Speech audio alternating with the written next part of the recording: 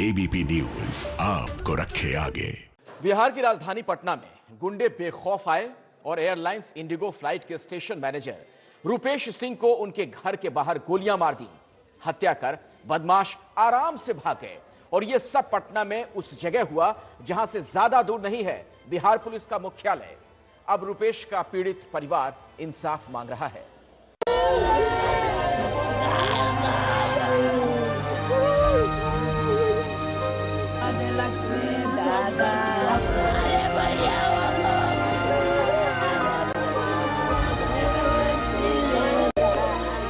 ये आंसू बिहार में सुशासन के झूठे दावों की धज्जियां उड़ा रहे हैं।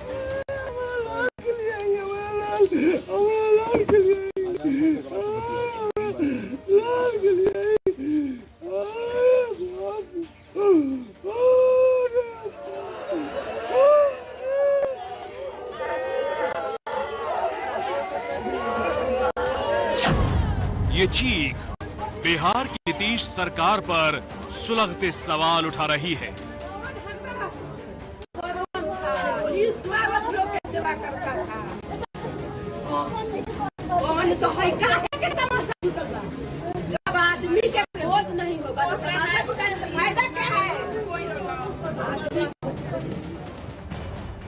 पटना में बिहार सरकार की नाक के नीचे जिंदगी को गोलियों से भून दिया गया और पुलिस सोती रही।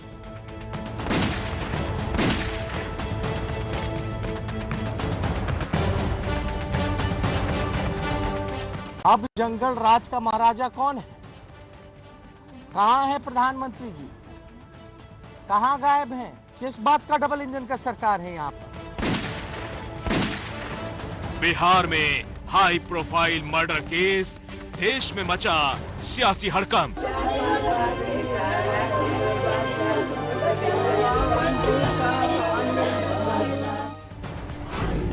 पटना में इंडिगो एयरलाइंस के स्टेशन मैनेजर रुपेश कुमार की सनसनीखेज हत्याकांड ने बिहार की नीतीश सरकार और यहां की पुलिस पर सवाल खड़े कर दिए हैं। यह हत्या पटना के उस इलाके में हुई जहां पुलिस मुख्यालय है। नीतीश की सरकार का ठिकाना भी पटना में ही है, लेकिन हत्यारे वारदात कर गए। पहले देखिए रात को जब रुपेश कुमार को गोलियों से भून दिया गया तो यहाँ कैसा भयानक मंजर था।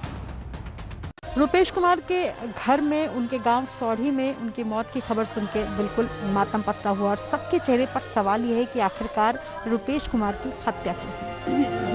से फुसले वाला अरे भैया कहाँ चल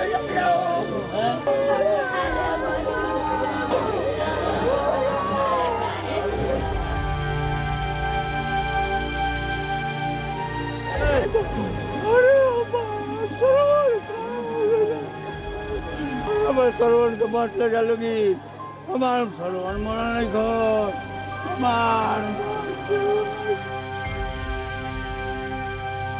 कुछ नहीं था, बहुत सीधा ही लड़का था, कोई दुश्मनी नहीं था। कहीं भी आप पता कर लीजिएगा, कुछ भी दुश्मनी, एकदम सीधा लड़का, इसीलिए ऐसा हो गया उसके साथ। पूछ लीजिए सब माता लोग से, बहुत सेवा करता था। छठ पूजा में आके सब लोग को कपड़ा बांटता था, नारियल सब चीज बांटता था।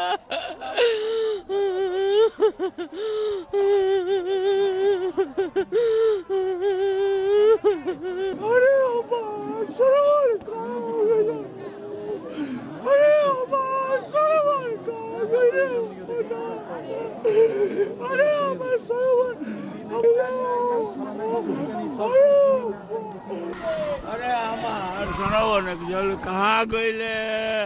हमार सरवन कहाँ गईले? अरे हमार पतो 38 बरिस के का करी हो दादा? 38 बरिस के हमार पतो 38 बरिस के का करी? एक हाल हो गई हमार पतो।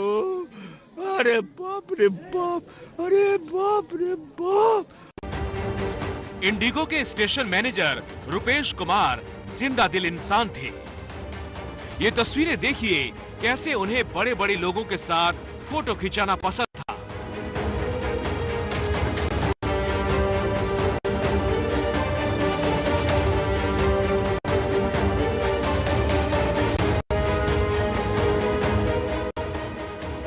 और यही जिंदा दिल इंसान रुपेश कल घर से हंसते हंसते निकले थे और रात को उनकी डेड बॉडी घर पहुंची।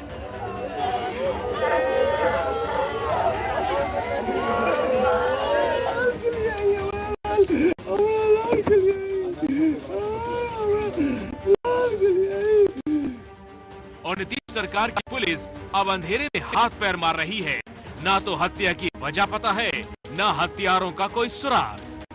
अपराध अनुसंधान विभाग और एफएसएल इनका भी सहयोग जो है उनको उपलब्ध कराया गया है। वैज्ञानिकों द्वारा जो है घटनास्थल का भ्रमण भी किया गया है, सूत्रों का विश्लेषण भी किया जा रहा है और एसटीएफ की तैनाती भी इसमें अपराधियों की पहचान और उनकी गिरफ्तारी के लिए की गई है। अभी तक का जो प्रारंभिक अनुसंधान है उससे जो बात समझ में आई है वो ये कि ये हत्या का विशुद्ध हत्या के उद्देश्य से ही ये घटना हुई है, जिसमें पेशेवर अपराध कर्मियों का सहयोग लिया गया है। उन अपराध कर्मियों की पहचान के लिए हमारी जो है टीम सूत्रों के आधार पर अब कार्रवाई प्रारंभ कर चुकी है। कातिल प्रोफेशनल थे, हत्या हाई प्रोफाइल शख्स की हुई और मर्डर सबसे हाई प्रोफाइल इलाके में हुआ तो विपक्ष ने नीतीश सरकार को इस तरह घेरना शुरू कर दिया। इस तरह की घटनाएं बार बार होती रह रही हैं और प्रधानमंत्री जी कहते थे कहीं कुछ होगा, क्या क्या नामकरण नहीं दिया गया था, जंगल राज। अब तो हम बीजेपी के लोगों से पूछना चाहते हैं, युवराज को बोलते थे जंगल राज युवराज, अब जंगल राज का महाराजा कौन है? उनको तो अगर सेलेक्टेड नॉमिनेटेड मुख्यमंत्री जो थके हुए हैं, जो विभाग नहीं चला पा रहे हैं, आकर के कार्रवाई करनी चाहिए, पूछताछ करनी चाहिए। किस बात का डबल इंजन का सरकार है यहाँ पर? नीतीश बाबू सब काम छोड़ दीजिए। ये कोरोना वायरस तो ये वायरस हर चीजों की अपराध और अपराधियों को मिटाने की तैयारी करे और सक्षम है बिहार की पुलिस अपराधियों को खत्म करने के। बस हाथ रोकी हुई है इन पॉलिटिशियन के द्वारा। ऐसा नहीं है कि ये पॉलिटिशियन सबको हाथ रोकता है, इसको आप समझिए। नीतीश सरकार पर विपक्ष तो बरसा ही, खुद नीतीश सरकार में शामिल बीजेपी के अपने नेता भी नीतीश पर सवाल उठाने लगे। नीतीश पर सवाल मतलब नीतीश के नेतृत्व पर सवाल। ये एक बहुत ही बड़ा प्रश्नवाचक चिन्ह खड़ा करता है बिहार के नवगठित एनडीए सरकार पर। 3 से 5 दिन के अंदर में पुलिस को एक निष्कर्ष पे आना ही पड़ेगा अविलंब, ताकि अगर केस सीबीआई को भी अगर सुपुर्द करना पड़े तो इमीडिएटली करना पड़ेगा उनको। सिर्फ राजनीतिक जगत को और प्रशासनिक जगत को नहीं, पूरे समाज को झकझोर दिया। हम इसे बहुत बड़ी चुनौती की तरफ ले रहे हैं।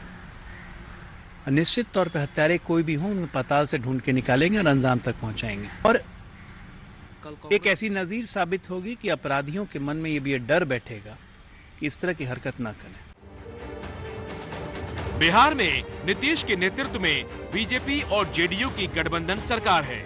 इस बार बीजेपी चुनाव नतीजों में बड़ी पार्टी बनी है, लेकिन नीतीश ही मुख्यमंत्री बने हैं। इसके चलते सरकार बनते ही दोनों पार्टियों में खींचतान दिख रही थी और अब तो रुपेश मर्डर केस ने नीतीश के खिलाफ बीजेपी नेताओं की बयानबाजी को और हवा दे दी।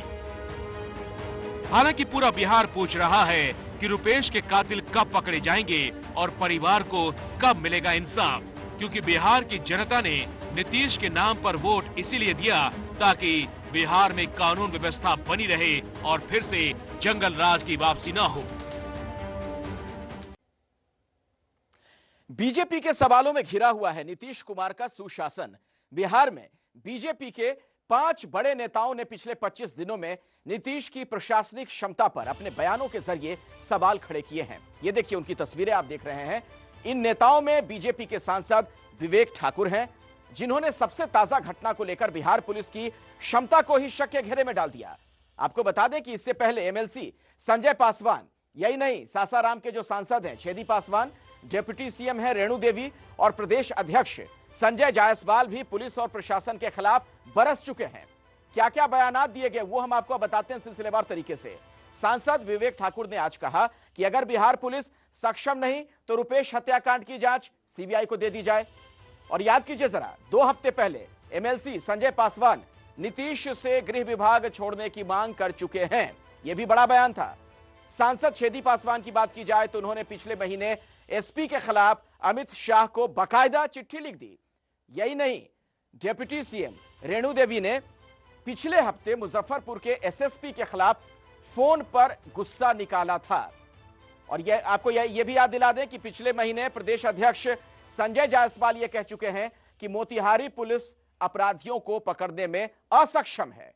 और देखिए, आप समझिए जरा इसे, यह सवाल इसलिए क्योंकि बीजेपी दबाव बना रही है कि नीतीश कुमार गृह मंत्रालय की जिम्मेदारी छोड़ें और बिहार जैसे बड़े राज्य में जहां कानून व्यवस्था एक बड़ी चुनौती है, वहां फुल टाइम गृह मंत्री की जरूरत है।